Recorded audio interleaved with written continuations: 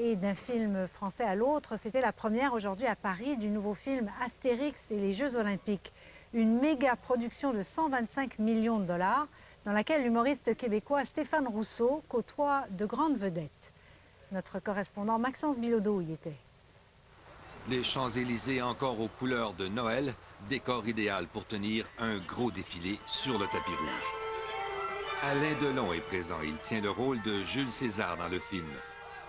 Et plusieurs acteurs sont là, des mannequins comme Adriana Karembeu, Vanessa Hessler qui tient le rôle d'une princesse, ou encore Michael Schumacher et Jean Todt de l'écurie Ferrari qui ont aussi des petits rôles.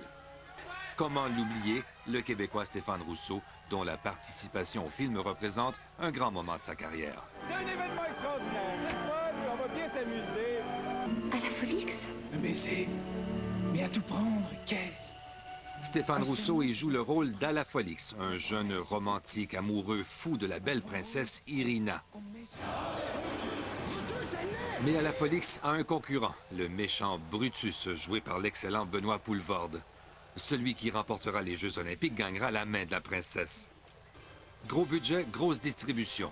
En plus d'Alain Delon, Gérard Depardieu revient en Obélix avec un nouvel Astérix, Clovis Cornillac. Voici Obélix, ma princesse. Stéphane Rousseau est très présent dans le film. Pas simple de jouer un romantique. C'est toujours difficile de jouer un amoureux, une espèce de héros un peu rempli de candeur comme ça, qui est très amoureux, parce qu'il faut jouer l'amour tout le temps. C'est ça notre mandat. C'est moi, c'est Brutus, fils de César, allez où? Comme Stéphane Rousseau, Benoît Poulvorde a passé 5 mois sur les plateaux de tournage en Espagne. C'est quelqu'un avec qui je me suis extrêmement bien entendu parce qu'il était toujours heureux. Toujours heureux. Et quand moi j'ai eu beaucoup de moments où je déprimais, où je flottais, où j'en avais ras le cul. Et lui, il était toujours à me remonter le moral.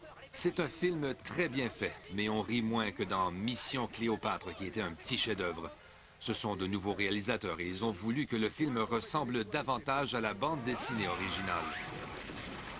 Le film ne sortira au Québec que dans 6 mois, le 11 juillet. Pourquoi si tard? Une seule raison, nous dit le distributeur. Il semble qu'au Québec, les films familiaux soient plus populaires l'été que l'hiver. Maxence Bilodeau, Radio-Canada, sur les Champs-Élysées, à Paris.